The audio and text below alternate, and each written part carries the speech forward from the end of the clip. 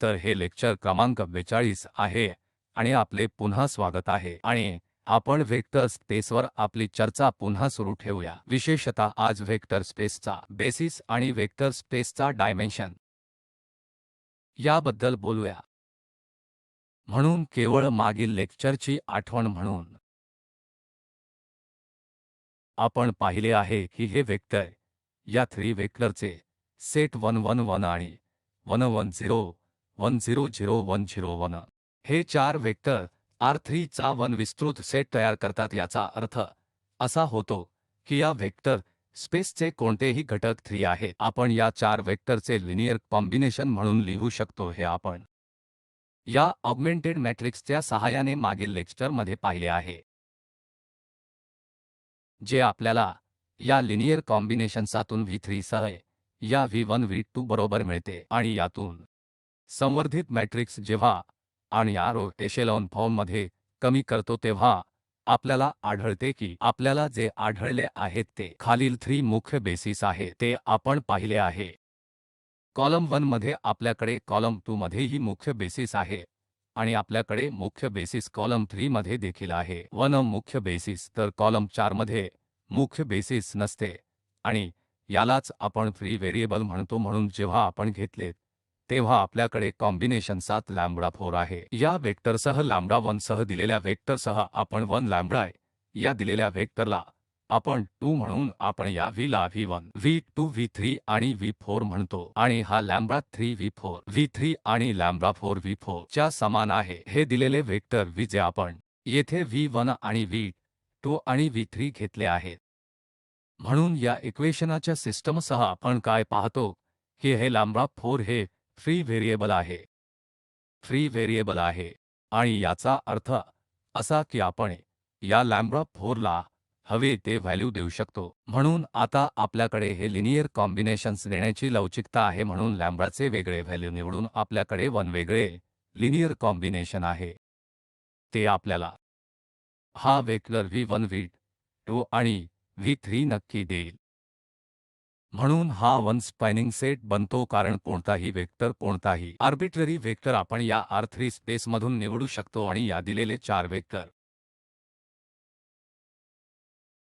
आपण लिनियर कॉम्बिनेशनच्या रूपात लिहू शकतो। येथे हे मनोरंजक आहे की आपल्याला या फ्री व्हेरिएबल कारणामुळे 1 अद्वितीय प्रतिनिधित्व नाही। म्हणून जेव्हा आपल्याकडे 1 फ्री व्हेरिएबल आहे जे आपण नियुक्त करू शकतो, आपल्याला या लॅम्बडा 4 चे कोणतेही व्हॅल्यू हवे आहे आणि त्यानंतर या दिलेल्या वेक्टरचे आपले प्रतिनिधित्व देखील बदलेल।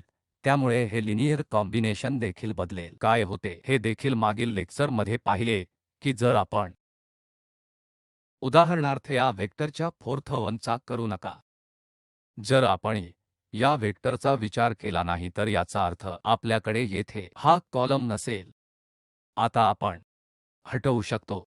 म्हणून त्या बाबतीत ही स्थिती होती आणि या बाबीकरिता आपण आता काय पाहतो की आपल्याकडे प्रत्येक कॉलममध्ये 1 मुख्य बेसिस आहे आणि तेथे कोणतेही फ्री व्हेरिएबल नाही। याचा अर्थ जेव्हा आपल्याकडे फ्री व्हेरिएबल नसते तेव्हा आपल्याला मूलभूतपणे या सिस्टीमचे अद्वितीय प्रतिनिधित्व अद्वितीय सोल्यूशन मिळेल आणि हे काय आहे की त्यावर आज चर्चा करूया। या 3 वेक्टरसह आपल्याकडे या 4 वेक्टर्सचा 1 स्पॅनिंग सेट आहे जे 1 स्पॅनिंग सेट देखील बनवते। त्यानंतर आपण आता या कल्पनेपर्यंत येऊ की वास्तवात किमान किती वेक्टरची आपल्याला गरज आहे जेणेकरून आपण दिलेल्या वेक्टर स्पेस चा विस्तार करू शकतो। या बाबतीत आपण पाहिले की या 3 वेक्टर स्पेस घेऊन आपण संपूर्ण वेक्टर स्पेसचा विस्तार केला आणि याशिवाय मुख्य मुद्दा हा आहे की आपल्याकडे देखील याचे युनिक प्रतिनिधित्व आहे। जर आपण हे 3 वेक्टर घेतले तर आपल्या 3 मधील 1 वेक्टर, परंतु जर आपण 4 वेक्टर घेत आहोत अद्यापही ते 1 स्पॅनिंग सेट तयार करत आहे, परंतु आपल्याला 1 युनिक प्रतिनिधित्व मिळत नाही। म्हणून ही तथ्ये लक्षात ठेवून आपण आता बेसिस आणि डायमेन्शने यासह पुढे जाऊया। तर बेसिस हा 1 लिनियरली इंडिपेंडंट सेट आहे जो वेक्टर स्पेस इतकी सोपी व्याख्या करतो। तो वन स्पॅनिंग सेट आहे कारण ते संपूर्ण वेक्टर स्पेसमध्ये पसरले पाहिजे व्ही. पण त्याव्यतिरिक्त लिनियरली इंडिपेंडंट सेट आणखी काय आहे? तर बेसिस म्हणजे स्पॅनिंग सेट आहे ज्यामध्ये सर्व लिनियरली इंडिपेंडंट वेक्टर आहेत, ज्याला आपण आधीच्या उदाहरणाप्रमाणे बेसिस म्हणतो. शक्यतो स्पॅनिंग सेटमध्ये ते सर्व 4 वेक्टर घेऊन किंवा फक्त ते 3 वेक्टर घेऊन. आणि परंतु जर आपण ते 3 वेक्टर घेतले, आपण त्यांचे सहजपणे आकलन करू शकतो. ते लिनियरली इंडिपेंडंट वेक्टर आहेत. पण ते 4 वेक्टर सेटमध्ये घेण्यासाठी सेट लिनियरली इंडिपेंडंट होण्या आवश्यक आहे आणि ते आपण थिअरीसह आधीच्या लेक्चरमध्ये मांडले आहे. त्यामुळे ते 3 वेक्टर लिनियरली इंडिपेंडंट आहेत आणि त्या वेक्टरसाठी आपण त्यास म्हणू शकतो. ते 4 वेक्टर नव्हे तर वन बेसिस तयार करतील कारण 4 देखील वन स्पॅनिंग सेट होता परंतु त्या उदाहरणात त्याचा बेसिस असणार नाही. म्हणून आता डायमेन्शन त्यामुळे बेसिसमधील घटकांच्या संख्येला वेक्टर स्पेसचे डायमेन्शन म्हणतात. त्यामुळे येथे संख्येचे किती घटक तिथे आहेत त्या बेसिसवर किती घटक आहेत ज्याला व्हेक्टर्स स्पेसचे डायमेन्शन म्हणतात. म्हणून या 2 संख्या बेसिस आहेत ज्या वेक्टरचा सेट आहेत आणि ते दिलेल्या वेक्टर स्पेसचा बेसिस आहे आणि येथे ही संख्या आहे जी वेक्टर स्पेसच्या डायमेन्शन बद्दल सांगते. 2 ही अत्यंत महत्त्वाचे आहेत. येथे केवळ 1 लक्षात घ्यावे की व्ही मधील प्रत्येक वेक्टरच्या बेसिसचे लिनियर कॉम्बिनेशन म्हणून युनिकली लिहिले जाऊ शकते आणि हे तथ्य देखील आपण मागील उदाहरणावरून स्पष्ट करू शकतो. जेव्हा आपल्याकडे तिथे बेसिस असते म्हणजे आपल्याकडे लिनियरली इंडिपेंडंट वेक्टर आहेत आणि जेव्हा आपल्याकडे लिनियरली इंडिपेंडंट वेक्टर असतात तेव्हा ते फ्री व्हेरिएबल नसतात. जेव्हा आपण या व्ही पासून वेक्टरचे प्रतिनिधित्व करण्यासाठी दिलेल्या वेक्टरच्या लिनियर कॉम्बिनेशन बद्दल बोलतो जेणेकरून जेव्हा आपल्याकडे बेसिस आहे आपला spanning set linearly independent vector असला पाहिजे तेव्हा प्रतिनिधित्व देखील अद्वितीय असेल. आणि वेक्टर स्पेस 0 म्हणून ही विशेष बाब आहे जेव्हा आपल्याकडे वन संख्या आहे आणि ती 0 आहे आणि आपण हे डायमेन्शन 0 म्हणून परिभाषित करतो. ठीक आहे तर आपण येथे उदाहरण घेऊ वेक्टर स्पेस Rn ज्याचा आपण आधीच अभ्यास केला आहे. आता आपण Rn1 चे बेसिस काय आहेत, या वेक्टर स्पेस Rn चे डायमेन्शन काय आहेत याबद्दल बोलूया. म्हणून आपण या वेक्टरला आता अत्यंत विशेष वेक्टर कन्सिडर करतो ज्याला आपण Rn च्या बेसिस चे मानक म्हणतो. म्हणून या वेक्टरला 1 कन्सिडर करा जेव्हा प्रथम कंपोनंट 1 आहे तर सर्व कंपोनंट 0 टू पहिला कंपोनंट 0 आहे दुसरा 1 इतर सर्व 0 आणि n मध्ये आपल्याकडे हा nवा कंपोनंट s1 आणि इतर सर्व कंपोनंट 0 आहेत. या प्रकारे आपण या घटकांची व्याख्या केली आहे. हे घटक अर्थातच Rn आहेत. म्हणून आता आपण येथे लक्षात घेऊ की हे वेक्टर प्रथम लिनियरली इंडिपेंडंट आहेत ज्या आपण सहजपणे तपासू शकतो आणि आपल्याकडे मला वाटते की पूर्वीच तपासले गेले आहे जेणेकरून आपण केवळ पाहूया की लॅम्बडा 1 पहावा लॅम्बडा 2 आणि तसेच लॅम्बडा ई जेव्हा आपण 0 वेक्टरवर सेट करतो आणि आपण यातून बाहेर पडले पाहिजे. लॅम्बडा 1 0 आहे, लॅम्बडा 2 0 आहे आणि हे सर्व 0 एस आहेत ज्या आपण सहजपणे पाहू शकतो कारण या स्ट्रक्चरमुळे येथेच आपल्याला या लॅम्बडा 1 0 पासून येथून आपल्याला लॅम्बडा 2 0 इत्यादी मिळेल. म्हणून हे पाहणे क्षुल्लक आहे की हे वेक्टर हा वेक्टरचा सेट हे 1 लिनियरली इंडिपेंडंट सेट फॉर्म करतात. म्हणून हे सर्व वेक्टर लिनियरली इंडिपेंडंट. आपल्याला आणखी काय बघायचे आहे जेणेकरून आपण वेक्टर स्पेसचा बेसिस आणि डायमेन्शन शोधणार आहोत. म्हणून त्यासाठी आपल्याला मुळात स्पॅनिंग सेटची आवश्यकता आहे जे स्पॅन करू शकते जे आमच्या वेक्टर स्पेसमधून या दिलेल्या वेक्टरच्या फॉर्ममध्ये कोणत्याही वेक्टरचे प्रतिनिधित्व करू शकते. त्यामुळे इथे शक्य आहे की नाही हे आपण आता तपासू जेणेकरून येथे दिलेले वेक्टर येथे n वेक्टर दिले आहेत आणि आता कोणताही घटक जर आपण या n मधून घेतल्यास म्हणून कोणतेही हे Rn आहे म्हणून हा या Rn चा घटक आहे म्हणून जर आपण सामान्य या R आणि n मधून कोणताही वेक्टर आणि ज्याला आपण येथे v1 v2 v3 vn म्हणत आहोत त्यानंतर आपण पाहू शकतो आपण दिलेल्या वेक्टर e1 e2 en च्या सहाय्याने या वेक्टरचे प्रतिनिधित्व करू शकतो। या बाबतीत कल्पना आणखी सोपी आहे आणि त्याकरिता त्यांना मानक बेसिस म्हटले जाते म्हणून या v ला v1 टाइम या e म्हणून दर्शविले जाऊ शकते। दुसरा कंपोनंट v2 टाइम्स 2 कारण या विशेष स्ट्रक्चरमुळे येथे v1 द्वारे गुणाकार केला जाईल आणि अन्य ठिकाणी आपल्याला या स्थानी काहीही मिळेल कारण इतर सर्व वेक्टर केवळ दुसरा v2 साठी पहिला कंपोनंट म्हणून 0 आहे e2 दुसऱ्या स्थानावर 1 आहे इतर सर्व 0 आहे त्यामुळे स्वाभाविकच आपल्याला दुसऱ्या स्थानावर यामधून केवळ v2 आणि असेच मिळेल म्हणून आपण प्रतिनिधित्व करू शकतो किंवा येथे आपल्याकडे आधीच प्रतिनिधित्व केले गेले आहे या R मधून कोणताही vector v1 e2 e3 en असे वेक्टर चे लिनियर कॉम्बिनेशन दिले आहे म्हणून ते आपल्याकडे असलेल्या बेसिसच्या सर्व प्रॉपर्टीजचे समाधान करते। हा वन स्पॅनिंग सेट आहे कारण दिलेल्या वेक्टर स्पेसच्या लिनियर कॉम्बिनेशनच्या रूपात आपण कोणत्याही वेक्टरचा विस्तार करू शकतो आणि हे वेक्टर लिनियरली इंडिपेंडंट आहेत म्हणून ते बेसिस फॉर्म करतात म्हणून आपल्याला या Rn साठी येथे या वेक्टरच्या सेट करिता बेसिस मिळाला हे Rn करिता ए बेसिस फॉर्म करते आणि डायमेन्शन आता या सेटमधील त्याची संख्या आहे त्यामुळे येथे आपल्याकडे e1 2 en तेथे आहेत आणि आपल्याला मिळाले त्यामुळे येथे वेक्टर स्पेसचे हे डायमेन्शन n आहे। हे उदाहरण जेथे आपण सर्व वेक्टर स्पेस बद्दल बोलत आहोत 2 गुणिले 3 किंवा सर्वसाधारणपणे आपण याप्रमाणे चर्चा करू शकतो किंवा R गुणिले S मॅट्रिसेस वर म्हणून सोपे व्हावे याकरिता चला हे 2 गुणिले 3 घेऊया परंतु आपण या संकल्पनेचा विस्तार R गुणिले S मॅट्रिसेस साठी सुद्धा करू शकतो म्हणून येथे सर्व 2 गुणिले 3 मॅट्रिसेस च्या वेक्टर स्पेस बद्दल आपण बोलत आहोत आणि जर आपण या वेक्टरला येथे या स्थानावर 1 कन्सिडर केले आणि अन्य स्थानांकरिता 0 आहे त्याचप्रमाणे आता दुसरा स्थानावर 1 आणि अन्य सर्व 0 आहेत आणि म्हणून आपण यासह कंटिन्यू आपल्याला या 6 मेट्रिसेस मिळतात जिथे हे 1 येथे केवळ पहिल्या स्थानावर बसले आहे या मेट्रिसेसमध्ये दुसऱ्या बाबतीत 1 येथे बसला आहे आणि अन्य सर्व 0 आहेत आणि तर या विशेष स्ट्रक्चरसह पुन्हा या 2 गुणिले 3 मेट्रिसेसच्या वेक्टर स्पेस करिता हे मानक बेसिस आहेत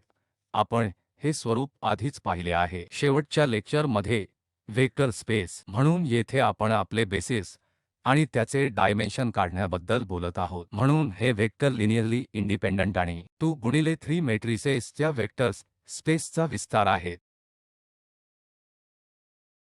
ते पुन्हा लिनियरली इंडिपेंडंट तसाच युक्तिवाद का आहेत जे मागील लेक्चरमध्ये आपल्याकडे होते म्हणून जर आपण त्यांना वेक्टर v1 v2 आणि हे v3 म्हटले तर येथे हे v4 आणि v5 आणि v6 आणि आपण पुन्हा तीच गोष्ट करीत आहोत आपण येथे हे लिनियर कॉम्बिनेशन v1 v2 या लॅम्बडा 6 सह घेऊया आणि v6 0 बरोबर आहे हे येथे 0 मॅट्रिक्स आहे म्हणून हे 0 0 0 0 0 0 आहे जेव्हा आपण हा लॅम्बडा 1 v1 लॅम्बडा v2 आणि लॅम्बडा 6 सोबत कम्प्यूट करतो तेव्हा आपल्याला येथे लॅम्बडा 1 सह ए मॅट्रिक्स मिळेल हे लॅम्बडा 2 लॅम्बडा 3 लॅम्बडा 4 आणि लॅम्बडा 5 लॅम्बडा 6 0 बरोबर आहे आणि आता तेथे या नोंदीची तुलना करून आपल्याला मिळेल की लॅम्बडा 1 बरोबर 0 आहे लॅम्बडा 2 बरोबर 0 आहे लॅम्बडा 3 बरोबर 0 आहे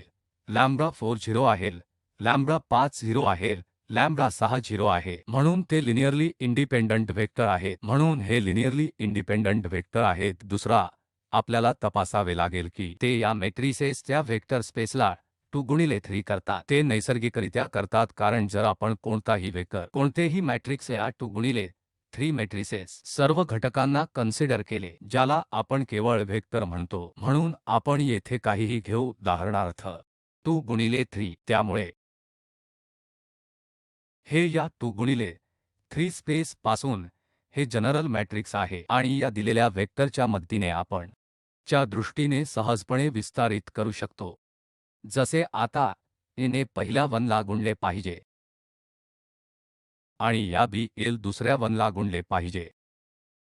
आणि जर आपण हे असेच चालू ठेवले तर त्यामुळे आता हे या जनरलचे प्रतिनिधित्व आहे या वेक्टर स्पेसेसमधून आणि हे दर्शविते की आपण या वेक्टर्स स्पेस पासून या दिलेल्या वेक्टरचे प्रतिनिधित्व करू शकतो जे संख्येने 6 आहे. तर कन्क्लूजन काय आहे की या वेक्टर स्पेससाठी हे वेक्टर बेसिस पासून बनतात आणि डायमेन्शन काहीही नाही. येथे प्रोडक्ट काय आहे 2 गुणिले 3.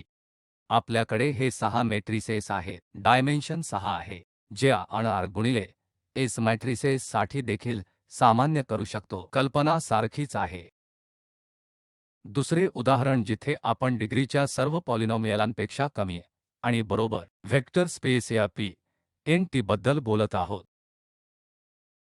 आणि पुन्हा हे उदाहरण आपण पाहिले आहे ते येथून व्हेक्टर स्पेस बनवते आणि आता आपण येथे सेट बद्दल बोलत आहोत 1 टी स्क्वेअर आणि Tn म्हणून हे n+1 पॉलिनॉमियल हे बरोबर n+1 पॉलिनॉमियल आहे आपण घेतला आहे आणि आपण दावा करूया की हा प्रत्यक्षात Pnt याचा बेसिस आहे आणि का आहे कारण पुन्हा स्पष्ट आहे आपल्याला तपासावे लागेल की हे लिनियरली इंडिपेंडंट आहेत जे आपण इतर उदाहरणांसाठी केले आहे म्हणून तपासू शकतो. लॅम्बडा 1 वेळ म्हणून 1 लॅम्बडा 2 टाइम ते लॅम्बडा 3 टाइम्स स्क्वेअर आणि असेच जर हे 0 वर सेट केले जाईल आणि तेव्हाच शक्य आहे जेव्हा हे सर्व लॅम्बडा 0 असतील. त्यामुळे स्वाभाविकपणे हे Pnt चे लिनियरली इंडिपेंडंट वेक्टर आहेत. दुसरे आपल्याला हे तपासावे लागेल की या Pnt पासून एखादे पॉलिनॉमियल ज्याचे आपण या वेक्टरच्या मदतीने प्रतिनिधित्व करू शकतो. म्हणून पुन्हा येथे जर आपण कोणतेही पॉलिनॉमियल घेतले तर आपण त्याला e0 म्हणू a1 t e2 t square. ते आपल्याकडे या Pnt स्पेस मध्ये 1 जनरल पॉलिनॉमियल आहे. ते n पेक्षा कमी किंवा बरोबर पॉलिनॉमियलच्या डिग्रीचे आहेत. म्हणून उदाहरणार्थ या दिलेल्या पॉलिनॉमियलच्या मदतीने आपण हे जनरल पॉलिनॉमियल घेतले आहे आणि आपण सहजपणे करू शकतो. म्हणून e0 जे या 1 द्वारे गुणले जाईल आणि या a1 द्वारे तिथे या t सह या t स्क्वेअर सह a2 आणि असेच जेणेकरून यापैकी ए लिनियर कॉम्बिनेशन दिलेले वेक्टर आहेत. म्हणून आपण यापैकी कोणत्याही घटकाचे प्रतिनिधित्व करू शकतो. हा सेट किंवा ही येथे Pnt ही स्पेस म्हणून या दिलेल्या वेक्टरचे लिनियर कॉम्बिनेशन म्हणून हा सेट पुन्हा Pnt साठी बेसिस फॉर्म करतो ज्याचे आपण नंतर अधिक स्पष्टीकरण करू.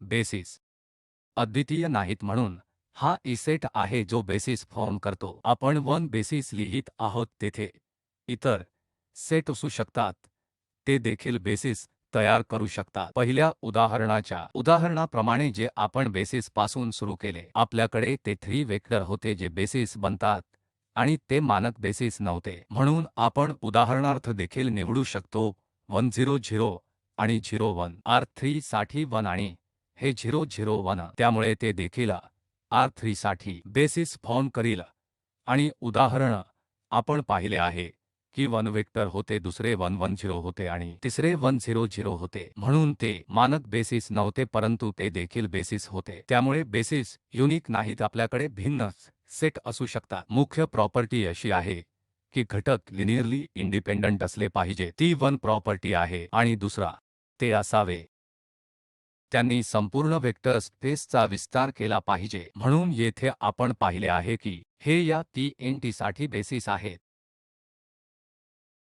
आणि डायमेन्शन येथे या डायमेन्शनवर घटकांची संख्या जी सध्या n+1 आहे म्हणून आपल्याकडे n+1 आहे. दुसरे उदाहरण जेथे आपण आपल्या समस्येवर पुन्हा जाऊ येथे x बरोबर 0 आहे होमोजिनियस लिनियर इक्वेशनांची सिस्टम आणि आम्हाला माहित आहे की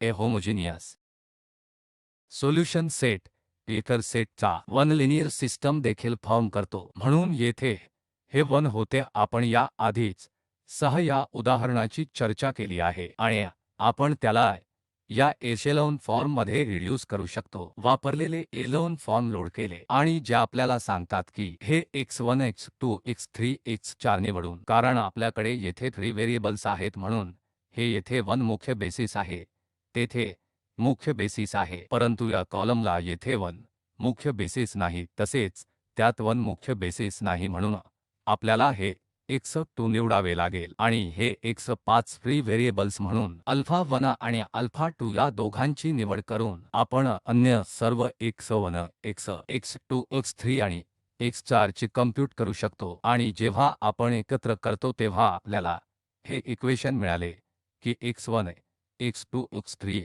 x4 हे अल्फा 1 टाइम आहे, हे वजा 21000 आणि हा वेक्टर अल्फा 2 टाइम. म्हणून आपण काय पाहिले की या 2 वेक्टरच्या मदतीने आपण संपूर्ण सेट जनरेट करू शकतो. हा संपूर्ण सोल्यूशन सेट x बरोबर 0 आहे, कारण आपल्याला फक्त हे बदलत राहणे आवश्यक आहे. अल्फा येथील संख्या आणि प्रत्येक अल्फासाठी जे काही आपण निवडतो हे x बरोबर 0 चे सोल्यूशन आहे. त्यामुळे या x चे सर्व संभाव्य सोल्यूशन बरोबर 0 आहे. आपण या 2 व्हेक्टरचा वापर करून जनरेट करू शकतो आणि हे 2 व्हेक्टर त्यांच्याकडे पाहून आपण सहज ओळखू शकतो की हे लिनिअरली इंडिपेंडंट वेक्टर आहेत की जे आपण औपचारिकपणे सिद्ध करू शकतो. हे आपण जाणतो या लिनियर कॉम्बिनेशनच्या मदतीने तू 0 सेट केले असाचा अर्थ होईल की ते गुणांक लॅम्बडा 1 लॅम्बडा 2 बरोबर 0 आहे. म्हणून हे 2 व्हेक्टर लिनिअरली इंडिपेंडंट आहेत आणि त्यांचे लिनियर कॉम्बिनेशन आपण सोल्युशन्स सेटचे कोणतेही वेक्टर जनरेट करू शकतो. म्हणजे याचा अर्थ आहे 2 वेक्टर 1 बेसिस फॉर्म करतात, कारण ती आपण जनरेट करू शकणाऱ्या बेसिसची प्रॉपर्टी आहे. या सोल्युशन सेटचे कोणतेही घटक या दोघांच्या मदतीने किंवा या 2 वेक्टर चे लिनियर कॉम्बिनेशन म्हणून आणि हे 2 वेक्टर लिनिअरली इंडिपेंडंट आहेत म्हणून ते सोल्युशन सेटचा विस्तार करतात आणि हे 2 वेक्टर लिनिअरली इंडिपेंडंट आहेत आणि तथापि ते 1 बेसिस फॉर्म करतात. त्यामुळे हे वेक्टर सोल्यूशन जनरेट करू शकतात आणि हे वेक्टर लिनिअरली इंडिपेंडंट आहेत. म्हणून हे वेक्टर नल स्पेस चा बेसिस बनतात. येथे लक्षात ठेवा, म्हणून आपण या सोल्यूशन सेटला म्हणतो तेथे 1 विशेष नाव होते ज्याला आपण नल स्पेस म्हणतो. ही वेक्टर्स स्पेस आहे ज्याला नल स्पेस म्हणतात. म्हणून हे E च्या नल स्पेससाठी आणि या नल स्पेसच्या डायमेन्शन करिता ए बेसिस फॉर्म करतात. या विशिष्ट बाबतीमध्ये त्याच्या टू ज्याचे नाव पुन्हा आहे त्याला नलिटी म्हणतात. म्हणून नलिटी याशिवाय काहीच नाही. ए च्या नल स्पेसची डायमेन्शन असल्यास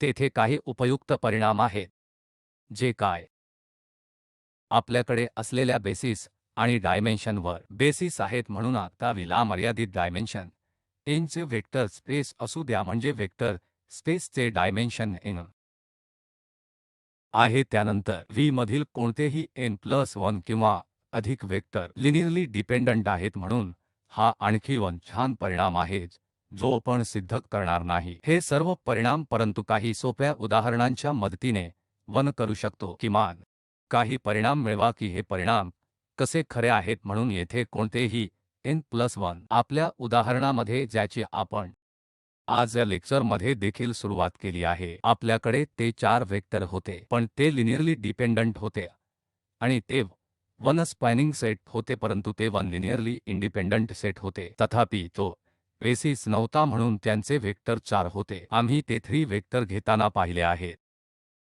ते लिनिअरली इंडिपेंडंट सेट आणि स्पॅनिंग सेट तयार करतात. त्यामुळे तो बेसिस होता, म्हणून बेसिस मधल्या वेक्टरमध्ये तेथे R3 साठी 3 होते आणि म्हणून तेथे जर 4 वेक्टर असतील जे 3R कालावधीचे आहे ते ए बेसिस असू शकत नाही, कारण R3 मधून ए वेक्टर लिनिअरली डिपेंडंट असणे आवश्यक आहे. येथे हा परिणाम आहे, म्हणून आपण V मध्ये घेतलेले कोणतेही n+1 किंवा अधिक वेक्टर लिनिअरली डिपेंडंट असले पाहिजेत. अशा वेक्टर स्पेससाठी ज्याचे डायमेन्शन n आहे, आपण n लिनिअरली इंडिपेंडंट पेक्षा जास्त वेक्टर मिळवू शकत नाही. जर आपण कोणतेही n+1 किंवा अधिक कोणतेही लिनियरली इंडिपेंडंट सेट घेतले तर ते लिनियरली इंडिपेंडंट असेल। जेव्हा n हा n घटकांसह V च्या बेसिस असतो त्याचा आणखी वन सुंदर परिणाम आहे की आपल्याला बेसिससाठी घटक उचलण्याची काळजी करण्याची गरज नाही। आपण कोणतेही n घटक घेऊ शकतो परंतु तो सेट लिनियरली इंडिपेंडंट असावा। म्हणून कोणताही सेट ज्यामध्ये n लिनियरली इंडिपेंडंट असेल वेक्टर जे बेसिस असतील, कारण बेसिससाठी हे स्वयंचलितपणे कोणतेही n वेक्टर निवडून स्पॅनिंग सेट असेल जे लिनियरली इंडिपेंडंट आहेत, जे बेसिस असतील आणि V1 V2 V3 Vn घटकांसह। त्यामुळे पुन्हा वन स्पॅनिंग सेट सारखीच गोष्ट n घटकांसह, त्यामुळे तो देखील बेसिस असेल। म्हणून जर वेक्टर स्पेस ला मर्यादित बेसिस असेल तर त्याचे सर्व बेसिस आहेत घटकांची समान संख्या। हा आणखी वन सुंदर परिणाम आहे। जर आपल्याकडे बेसिसमधील n ची संख्या असेल, म्हणून आपल्याकडे जे काही बेसिस चे वेगळे सेट आहेत परंतु त्यांच्याकडे घटकांची संख्या समान असेल, कारण ते n आहे, ते डायमेन्शन आहे। म्हणून आपण जो काही बेसिस घेतो वेक्टर स्पेसचे डायमेन्शन n आहे, नंतर तेथे सेटमध्ये n घटक असणे आवश्यक आहे आणि वेक्टर स्पेसच्या कोणत्याही बेसिस मधील घटकांच्या संख्येला डायमेन्शन म्हणतात, ज्यावर आपण आधीच चर्चा केली आहे। म्हणून उदाहरणार्थ आपण 4 वेक्टरचे हे उदाहरण घेऊ आणि ते R चा बेसिस फॉर्म करतात। हे R4 चा बेसिस फॉर्म करते ज्यावेळी ते लक्षात घेतात की दिलेले वेक्टर लिनियरली इंडिपेंडंट आहेत, जे आपण सहज तपासू शकतो। जेव्हा जेव्हा आपल्याकडे अशी विशेष रचना असते तेव्हा ते लिनियरली इंडिपेंडंट असतात, जेणेकरून सर्व वन आणि नंतर हे 3 एकदा 2 एकदा आणि एकदा आहेत, म्हणून ते बेसिस फॉर्म करतात, जे आपण या R3 च्या बाबतीत पाहिले आहे। हा बेसिस फॉर्म करतो कारण हे लिनियरली इंडिपेंडंट आहे आणि आपल्याला माहित आहे की R4 हे 4 आहे, म्हणून आपल्याला तपासण्याची गरज नाही। आपल्याला हे तपासावे लागेल की ते लिनियरली इंडिपेंडंट आहे आणि म्हणून संख्येत, कारण R4 चे डायमेन्शन देखील आपल्याला माहित आहे। म्हणून आपल्याकडे R4 पासून 4 लिनियरली कोणतेही 4 लिनियरली इंडिपेंडंट वेक्टर आहे। केवळ हे 4 वेक्टर नाहीत, आपण कोणतेही 4 लिनियरली इंडिपेंडंट वेक्टर निवडू शकतो जे येथे बेसिस फॉर्म करतील। दिलेल्या ठिकाणी वेक्टर ते लिनियरली इंडिपेंडंट आहेत आणि नंतर तिथे तो वन बेसिस असावा, कारण डायमेन्शन 4 आहे आणि आपल्याकडे हे 4 लिनियरली इंडिपेंडंट वेक्टर आहेत। या R3 मध्ये या 4 वेक्टर चा विचार करा। जर आपण हे 4 वेक्टर विचारात घेतले तर R3 फॉर्म करते आणि आपल्याला माहित आहे की R3 चे डायमेन्शन 3 आहे। म्हणून जेव्हा डायमेन्शन 3 असते, हे वेक्टर लिनियरली डिपेंडंट असले पाहिजेत, लिनियरली इंडिपेंडंट असू शकत नाहीत, कारण जर ते लिनियरली इंडिपेंडंट असल्यास मग ते बेसिस फॉर्म करू शकतात। तसेच जर ते लिनियरली इंडिपेंडंट असतील तर ते R3 पर्यंत पसरतील, त्यानंतर ते बेसिस देखील करू शकतात, परंतु बेसिस 3 घटकांपेक्षा जास्त नाही, फक्त 3 घटक असतील। म्हणून येथे आपल्याकडे 4 घटक आहेत, म्हणून निश्चितपणे ते लिनियरली डिपेंडंट आहेत, ज्याचा आपण R3 च्या डायमेन्शन पासून कन्क्लुजन काढू शकतो जे 3 आहे। त्यामुळे याला बेसिस असू शकत नाही, सेटमध्ये 4 घटक असू शकत नाहीत। ठीक आहे, तर कन्क्लुजन असे आहे की आपल्याकडे डायमेन्शन आहे जे वेक्टर स्पेस V मधील लिनियरली इंडिपेंडंट वेक्टरची कमाल संख्या आहे आणि बेसिस लिनियरली इंडिपेंडंट वेक्टर चा सेट म्हणून आहे, जो वेक्टर स्पेस विस्तारित करतो। म्हणून लेक्चर तयार करण्यासाठी येथे वापरलेले संदर्भ आहेत आणि तुमचे खूप आभार।